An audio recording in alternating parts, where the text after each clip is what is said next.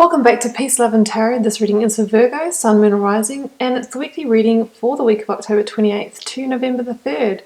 This week, Virgo, you have the Trust Your Path Oracle card.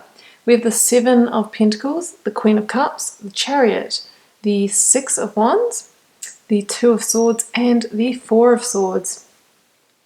So Virgo, we have a strong sense of wanting to move forward here. There is a heartfelt decision that stands in the way, but you are being called to really trust in your path and consider what you would do if there was no limitations based on you, and to make the decision from that place, okay? So we'll see how that plays out in the reading, but it's going to start by reading out your oracle card here. Trust your path. If you knew you would be supported, what would you do? The universe is conspiring. Keep facing your true north. Your job is not to pave the path, but to simply keep facing your true north and take one step after another. If you do this, you can't go wrong. Don't waver or doubt. Use your heart as a compass and put one foot in front of the other. If you follow the invisible trail of what lights you up, you will light up the world without even trying. Yeah, I mean, this is a bit of a theme at the moment. Virgo, we really are working on opening up that heart center, in our, third eye and our heart and our gut. It's like there are other brain centers, they hold the inner wisdom, the truth, that to make those key decisions in your life to move forward. But there are certain things that really block them and shut them down. It's really hard to make the right decision for us when we're in that state. So it's really about opening that up this week. And the key is to, really move forward in the situations that do light you up. It's really time to consider what you truly desire in your life, to set your sights high, to not settle for second best. Because I feel like some of you, if we go to the recent past here, have been in a situation where, not only does it not light you up, but potentially it's been holding you stuck. It's been holding you in a period of stagnation. That Seven of Pentacles for me is somebody who's put in the blood, sweat and tears, who's put in the hard work, has really and deeply invested in a situation that's just not giving them the goods back, just not getting the returns that they desire. I mean, who could feel lit up? Who could feel satisfied with a situation that you feel like you're doing all the work, been out there tending to this beautiful pentacle bush, but it's just not delivering for you. So this is a general reading, guys, but ask yourself, what is that situation for you in your life? Is it a relationship that's not evenly balanced, where you're giving so much of your time and energy and you're not getting the love that you desire back? Or maybe you're doing all the work around the home and you're feeling taken advantage of. Is it a workplace situation where, once again, you're continuously giving, staying back, spending more time and effort? Maybe you're not getting rewarded financially the way that you feel you should be, or you're not getting the recognition, just the hey, what a job well done, that kind of thing. It's a situation that, is kind of taking more from you than what it's giving. And over time, that can really wear us down. And it does, it shuts off that internal light. It starts lowering our vibration and lowering our frequency. And it can even, these kind of situations can result in burnout, fatigue, depression, chronic fatigue, that kind of thing. And, there can be a sense of pain associated with them as well. We've got linked to the Three of Swords here. So some of you might have been experiencing some deep hurt from that situation. Some of you might be in a period where you're grieving for the situation, grieving for the loss that... Okay, sorry about that, Virgo. Just got a flat battery. Gave it a very quick 10-minute recharge, but I was finished with these two cards here. So we're going to move on to your focus energies.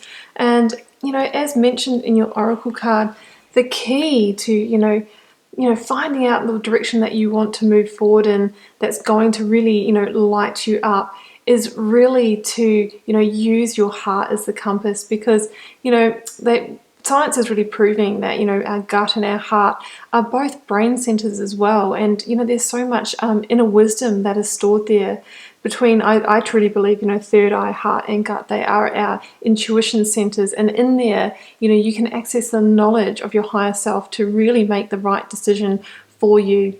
I feel that maybe in the past, you have been a little bit blinded in your decision making, blinded in making the decisions that truly are the most aligned for you. Often that can happen when we're letting things like emotions block our decision making, or I'm going to go as far as saying too much logic as well. Sometimes when we're over analyzing and using too much intellectual energy, we don't make a decision that is as heartfelt. And sometimes when we're making a decision from an emotional place, we are tuning into the charge of others, and that can put us off, making the best decision for ourselves. So we really want to tap into those deep inner wisdom, those intuitive centers. We have the sickle moon in the corner here that really links to those. And, of course, we don't want to discount emotions and logic, but, we make a decision from a balanced place of all of those things, then, we're really going to be able to make the best decision. But, remember to use the heart as the compass, as the primary tool. We also have the Queen of Cups here. Now, the Queen of Cups is also about somebody who knows how to be the master of their emotions and control their emotions so it doesn't, outweigh or override decision making. The Queen of Cups is somebody who can sit right on the shoreline of the emotional waters of life, because in the tarot, the water always represents emotions. She can sit right on the edge of that with one foot in, what could be turmoil and that kind of thing, but she is unshakable. Those cliffs behind her aren't coming down. She is firmly grounded in her beautiful stone throne here, and she has her emotions. She keeps them in this beautiful gilded cup, and it's up to her when she lets them out. She has ultimate control over them. She looks at them lovingly. She has all the compassion and wisdom, but she knows that there is a time to be emotional. There is a time also to keep the lid closed on that gilded cup and to use, other skills like her heart or her logic as she needs to in her decision making. So that's the focus energy for this week, guys, is to be that Queen of Cups in this decision making, to shelve the emotions or other things that are not going to serve you in that decision making, because you're trying to make a decision here for, to get on your life path, the decision that's really going to influence your next chapter. So we need to do that with the utmost clarity. And, just keep in mind that, you're trying to make the decision of, if there was no limitations on you, what would you desire for your life? What would you choose? And that's the path that we want to walk. So don't forget, that the universe does have your back, and you can make a big decision for you. Now, near future, what I love about this here, Virgo, is that you have double victory energy. We have the Six of Wands and we have the Chariot, the number 7 in the tarot. And you do have 2 number 7s as well, Virgo, and 7 is that number of attainment. So, you really are working towards attaining something that really is going to light you up, attain something better for yourself. So, we have double victory energy with the Chariot and the Six of Wands. So both of these cards too are about forward movement. So I feel that once you've made this decision, you've really chosen, what direction you want to move in, and you've trusted the path to get there, you're really going to start moving along that path very rapidly and quickly and towards a very desirable outcome. Now, the Chariot can also indicate travel, relocation. Some of you might need to move houses, maybe even move, towns, streets, interstate, or even internationally for whatever this opportunity is going to be for you. Now, with the Chariot, you'll notice that this heavy stone chariot doesn't have any reins. Instead, it's drawn by these 2 sphinxes. Now, these 2 sphinxes, the black and the white, they represent the opposing forces within ourselves. It can be a little bit like that 2 of Swords energy, where we're kind of being dragged in different directions in our mind in a decision. So, if any indecision does resurface, like, feeling torn or being in 2 minds about something, being indecisive, The key really is to bring those into alignment, to make clear decisions and 100% back them. Then you can propel yourself forward without any movement. So having an unshakable belief once you've made that decision. And then, using just your magician's wand, which represents using your mind, your intention, your will, that you can then propel yourself forward into this unified direction. And it's a victorious direction. It's a success. This is a success card, the Six of Wands.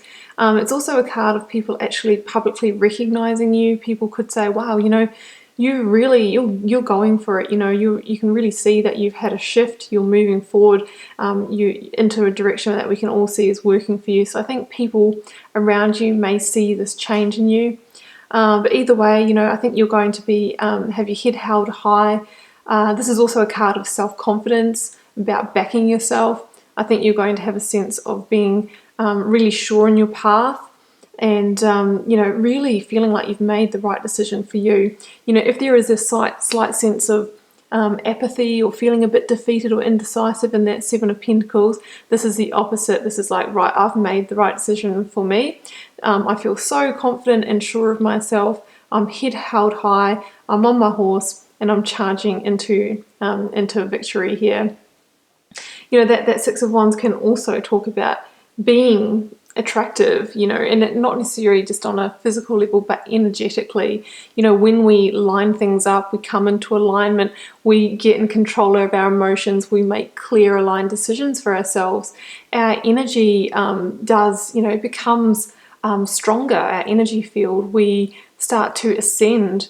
We can be at a higher vibration because we're all in alignment. And I think that's what other people are going to recognize in you. And what happens when you're in that state, Virgo? You start attracting more opportunities. You start attracting the kind of people that you really want to draw into your life, both, soulmates, friendships, new business opportunities. You become magnetic and you become electric. And that all starts with, making the big right decisions for yourself, trusting in the path and trusting that it's going to lead you to the victories that you both deserve and desire. And don't forget to use that heart as your compass, Virgo. Beautiful reading. Virgo, I wish you all the best for it. You're moving in a great direction. Keep in mind it's a general reading. It won't necessarily be for every one of you guys. Leave me a comment. I'd love to know how this is playing out in your daily life. And I'll see you back here next week for another reading.